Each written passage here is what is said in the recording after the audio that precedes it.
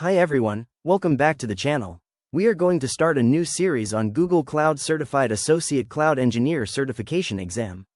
If you're preparing for the Associate Cloud Engineer exam, this video will help you understand the key areas you need to focus on, how they fit together, and how to think about them in a practical way. We'll look at how the exam is structured, what each domain focuses on, and how the main GCP concepts fit together in real-world cloud work. By the end, you should have a much clearer picture of what to study and how to approach the blueprint with confidence. Let's get started.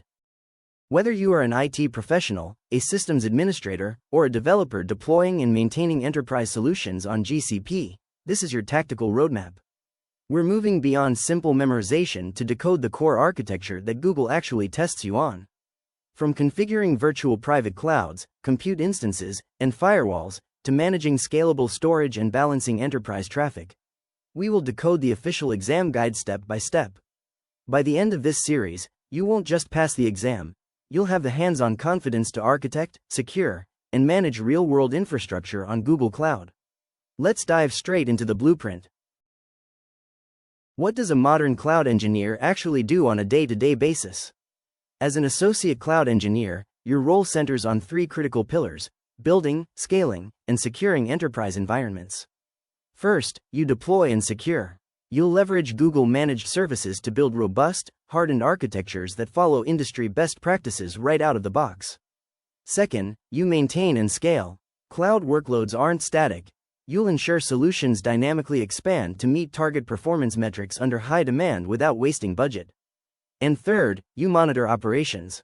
From reading telemetry dashboards to troubleshooting in real time, you'll supercharge day-to-day platform tasks with cutting-edge AI tooling like Gemini Cloud Assist. Mastering these three pillars is key to passing the exam and thriving on the job.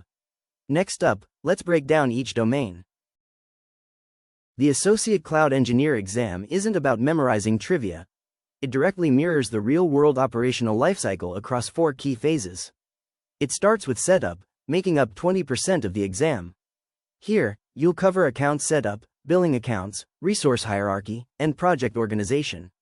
Next is the heavyweight, plan and implement at 30%.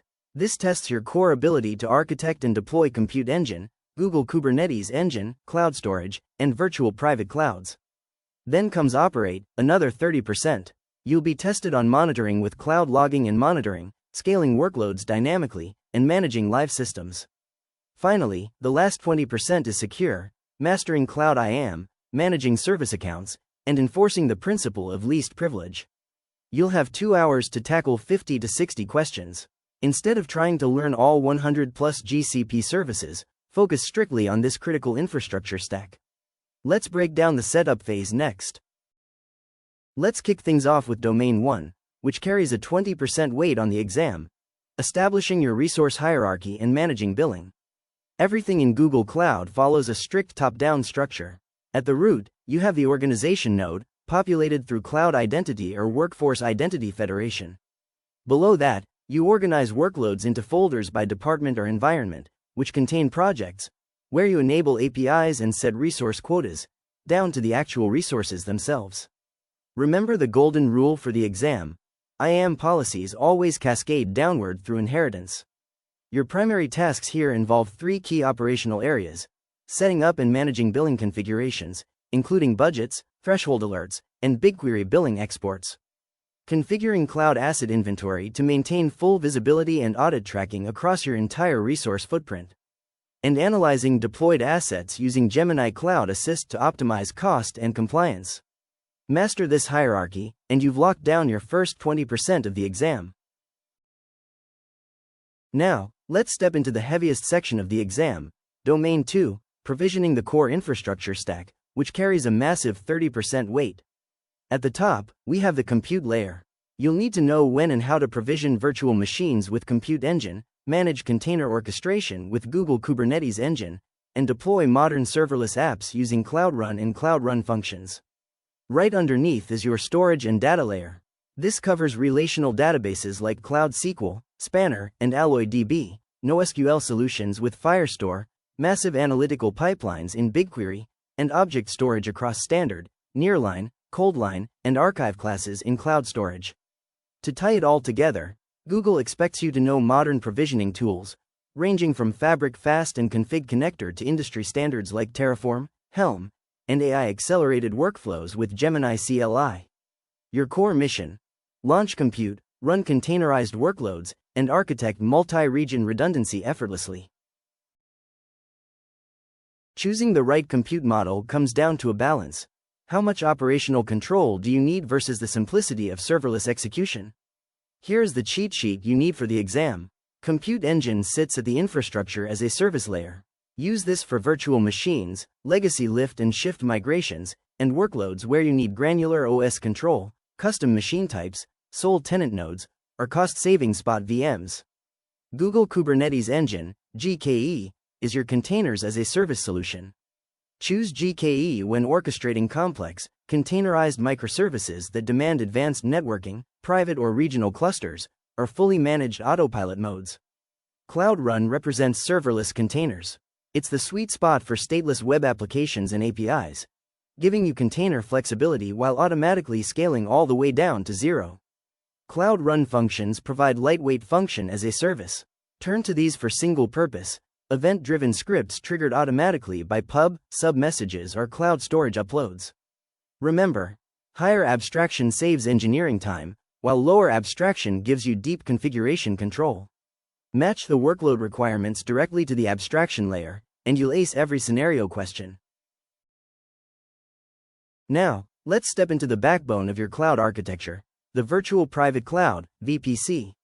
A VPC in Google Cloud is global by default, spanning multiple regions. Inside your VPC boundary, you configure custom subnets for isolated workloads and shared VPC subnets to centrally administer host and service projects. Incoming user traffic is distributed smoothly across instances using cloud load balancing. Security and connectivity are crucial here. Cloud NAT enables instances without public IP addresses to safely access the internet for updates and patches without exposing them to inbound connections. Cloud Next Generation Firewall, NGFW, reinforced with secured tags, provides granular perimeter defense. Hybrid connectivity extends back to on-premises environments seamlessly via Cloud VPN or high-bandwidth cloud interconnect. For the exam, focus on 3 core networking capabilities: establishing hybrid connectivity while selecting the right network service tier, premium versus standard; managing custom IPv4 address spaces and reserving static internal or external IP addresses; deploying global and regional load balancers and integrating routing with cloud DNS. Mastering this network topology guarantees you can secure and route traffic in any enterprise scenario. Once your infrastructure is live, keeping it reliable, fast, and cost-efficient is everything. Welcome to Domain 3, representing 30% of the ACE exam. At the foundation is the observability stack. You'll manage cloud monitoring for custom metrics and alerting policies, configure cloud logging with dedicated log buckets and log syncs, and deploy the Ops agent on virtual machines to capture system-level telemetry. When performance dips, you dive into diagnostics. You'll trace request latency end-to-end with Cloud Trace, identify CPU and memory bottlenecks using Cloud Profiler, and troubleshoot slow database workloads with Query Insights. For proactive management, leverage AI and optimization tools, using Active Assist for automated security and cost recommendations, managed service for Prometheus for Kubernetes monitoring at scale, and centralized tracking with Cloud Hub. Day-to-day, you'll be managing VM snapshots, custom images, and automated database backups, executing queries and diagnosing database health, tracking long-running batch and stream pipelines across Dataflow and BigQuery, and monitoring platform availability through personalized service health. Mastering Domain 3 ensures your architectures don't just run, they excel. Deploying your workloads is only half the battle. Handling spikes in production traffic and releasing updates safely without downtime is where real engineering happens. On the serverless side with Cloud Run, you can perform zero-downtime canary deployments using built-in traffic splitting. Instead of routing everything to a new build at once, you route 90% of user traffic to your stable revision 1, while carving out a 10% slice for revision 2. Once telemetry confirms the new release is healthy, you can seamlessly scale that up to 100% with zero interruption. Over on Google Kubernetes Engine, GKE, scaling happens dynamically at 2 distinct layers: horizontal pod autoscaling, HPA, automatically adds or removes pod replicas as CPU or memory demand fluctuates. Vertical pod autoscaling, VPA, right-sizes your resource allocations by dynamically adjusting CPU and memory request limits. And when your pods outgrow your underlying compute, the cluster autoscaler expands your node pool automatically. For the ACE exam, make sure you're comfortable managing GKE cluster inventory, including pods, services, and stateful sets, configuring resilient node pools, and executing safe canary rollouts on Cloud Run. Finally, we arrive at Domain 4, carrying a 20% weight on the exam, securing your environment by enforcing the principle of least privilege.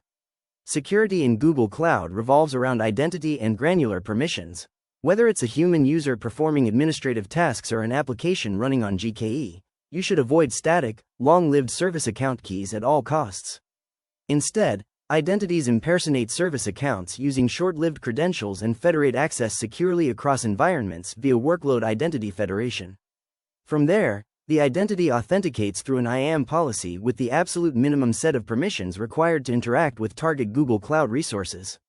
To ace this domain, focus on 3 core operational skills: defining granular custom IAM roles when predefined roles are too broad, and understanding policy inheritance across organizations, folders, and projects. Assigning and managing Google Managed Service Accounts directly to compute resources, and configuring service account impersonation to maintain strict auditing and minimize security exposure. Lock down these identity patterns, and you'll have complete command over the security domain. Once you're ready to prove your skills, you have a few options to get and stay certified. Here's how to choose the validation pathway that fits your situation. If you're a first-time candidate or your previous credential has expired, you'll take the standard exam. That's a 2-hour session with 50 to 60 questions, priced at $125, which validates your certification for a full 3 years. If you're an active certificate holder looking to maintain your status, you qualify for the streamlined renewal exam. This is a condensed 1-hour test with just 20 questions for $75, extending your validity for another 3 years. Prefer continuous learning over formal testing? Active holders can also renew through Google Skills, completing designated learning paths and skill badges on an eligible subscription to extend validity by 1 year. Both standard and renewal exams can be completed online via remote proctoring or in person at a Pearson VUE testing center. Pick your pathway, lock in your study schedule, and go claim that credential.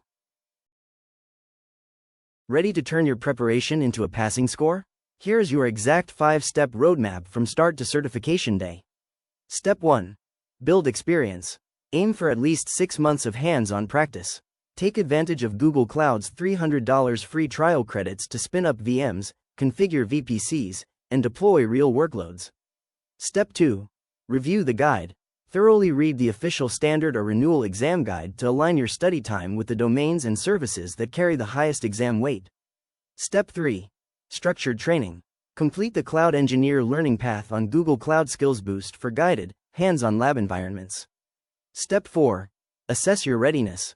Work through official prep courses and sample questions to identify knowledge gaps and get comfortable with the scenario-based question style. Step 5. Execute. Register on WebAssessor, lock in your test date, and schedule your exam, either remotely or at a local testing center. In this series, we'll cover all the important Google Cloud concepts through questions, answers, and clear explanations so you can better understand your preparation level and know how ready you are for the actual certification exam. Follow along, keep track of your progress, and learn step by step with us. If you find this helpful, make sure to like, subscribe, leave a comment, and hit the notification bell so you don't miss anything coming up in this series.